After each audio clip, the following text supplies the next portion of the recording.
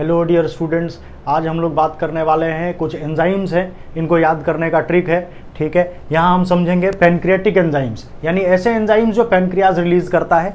ठीक है, इससे आपको ये भी समझ में आ जाएगा कि कौन कौन सी चीज़ों का डाइजेशन पैनक्रियाटिक जूस की वजह से होता है।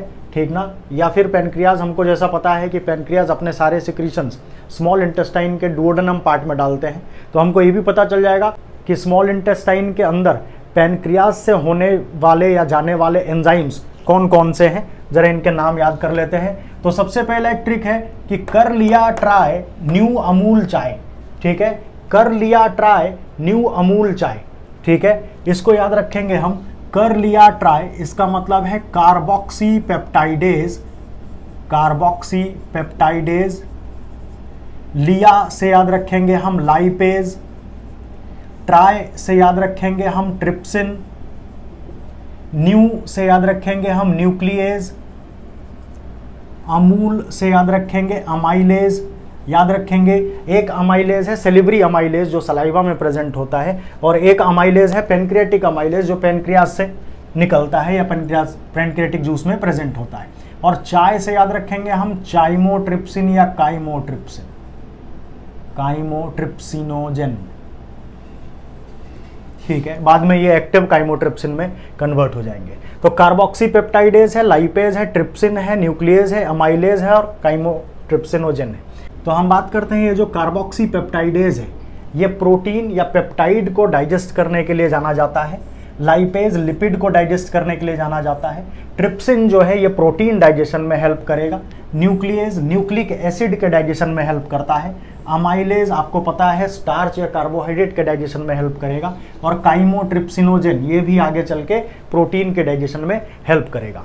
स्मॉल इंटेस्टाइन के एंजाइम्स अगर हम बात करना चाहें यहाँ पे, तो हमको पता है कि स्मॉल इंटेस्टाइन में जाते ही जो डाइजेशन का प्रोसेस है वो क्या हो जाता है, एंड हो जाता है। तो हम उससे याद रखेंगे स्मॉल एंड।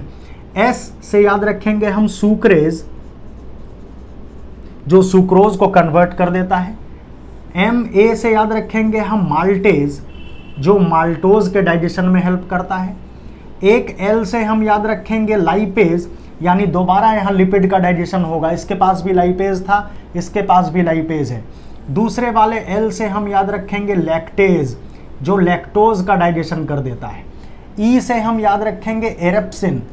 ये एरेप्सिन एनसीईआरटी में नहीं है लेकिन फिर भी याद रखेंगे, ये जो एरेप्सिन है ये प्रोटीन डाइजेशन में हेल्प करता है।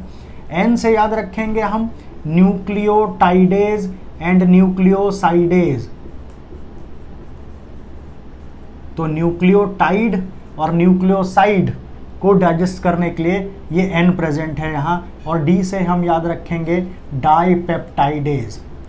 तो ये डाइपेप्टाइडेज डाइपेप्टाइड्स को कन्वर्ट करने के लिए, अमाइनो एसिड में तोड़ने के लिए जाने जाते हैं। तो ये है हमारे पास पैनक्रियाटिक एंजाइम्स और ये है हमारे पास स्मॉल इंटेस्टाइन के एंजाइम्स। ये याद रहना चाहिए क्योंकि एग्जाम के अंदर कभी भी पूछ सकते हैं। तो सबसे ज़्यादा एंजाइम्स पैनक्रियाटिक जूस के अंदर आपको मिलेंगे और स्मॉल इंटेस्टाइन के अंदर मिलेंगे। ठीक है, तो हम एक बार फिर से देख लेते हैं इसको। सबसे पहला है हमारे पास कर लिया ट्राई न्यू अमूल चाय। ठीक ना, हमने क्या ट्राई कर लिया, नए अमूल चाय को ट्राई कर लिया।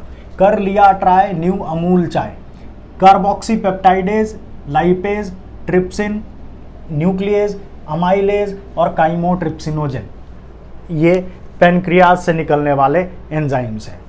स्मॉल इंटेस्टाइन के एंजाइम हमको याद है कि स्मॉल इंटेस्टाइन में डाइजेशन एंड हो जाता है, लास्ट डाइजेशन स्मॉल इंटेस्टाइन में ही होता है। तो इससे हम याद रखेंगे sucrase, maltase, lipase, lactase, erepsin, nucleotidase and nucleosidase और डी से डाइपेप्टाइडेज। ठीक है दोस्तों, तो हम मिलेंगे नए वीडियो में नए टॉपिक के साथ कुछ और ट्रिक्स लेकर। तब तक के लिए ऑल द बेस्ट।